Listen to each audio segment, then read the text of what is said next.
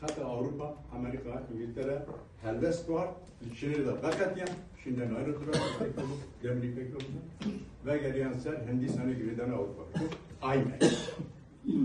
Aynen bu da defasında.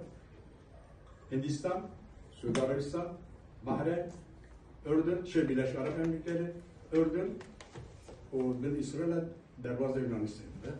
Gerek ve xetti ve riya bazırgani o Gazze evdahiye evi bugün. Görün ve riya bugün ben Bandora'ya evdahiye bugün Bandora hayva Şia hilali. Muhabara bu harita gider derleksine. Şia hilali ser ve bişkün. Şia hilali düzenli Mısır, Yemen, Hatani, Suudi Arabistan'da. Lübnan'da. Yoksa hayva Şia hilali. Diyor çünkü em dixwazin Bandora Şia hilali ser ve mintika rojalardan abin bitebeti ser ve riya aynı ki bişkün.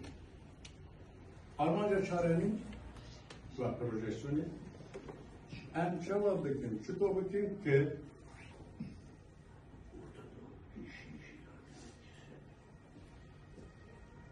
Evlahiye İsrail zahım ki o peymana Ebrahim se devlet-i Arap'ın amana ziderken